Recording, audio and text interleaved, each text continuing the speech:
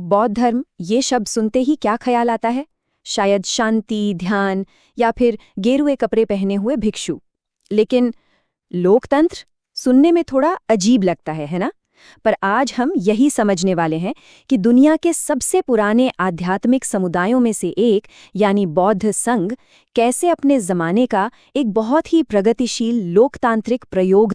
चलिए इस सवाल पर जरा सोचते हैं। आज हमारे लिए डेमोक्रेसी का मतलब है इलेक्शन, पार्लियामेंट, संविधान।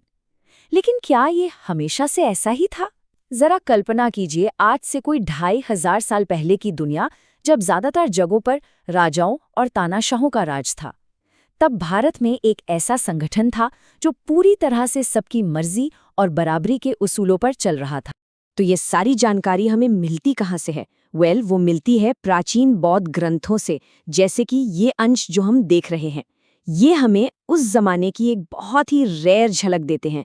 इनसे पता चलता है कि संघ सिर्फ एक आध्यात्मिक ग्रुप नहीं था, बल्कि एक पूरा सामाजिक संगठन था जिसके अपने नियम कानून थे और काम करने का एक लोकतांत्रिक तरीका था।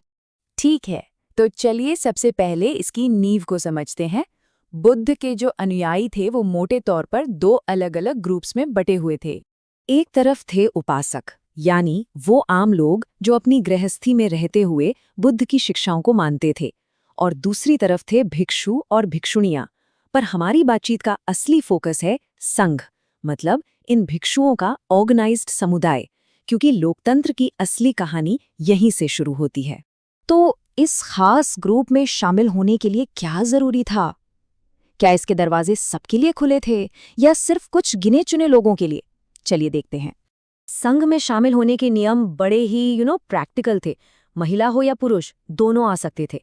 उम्र कम से कम 15 साल हो और कोई बड़ी छुआछूत की बीमारी ना हो। लेकिन सबसे क्रांतिकारी नियम वो कुछ और ही था। इस एक लाइन की ताकत को समझने के लिए उस जमाने के समाज को याद कीजिए।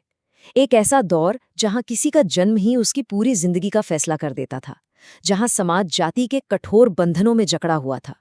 उस दौर में ये कहना कि यहाँ ज्ञान और मुक्ति के दरवाजे सबके लिए बराबर खुले हैं, ये अपने आप में एक क्रांति थी।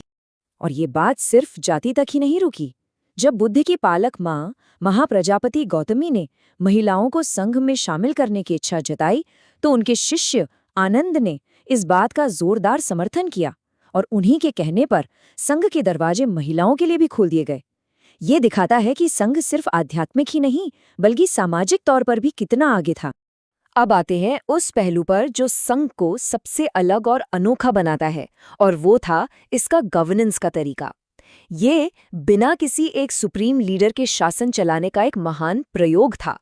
मतलब संघ के सारे फैसले मिलकर लिए जाते थे। हर सदस्य की आवाज की कीमत थी।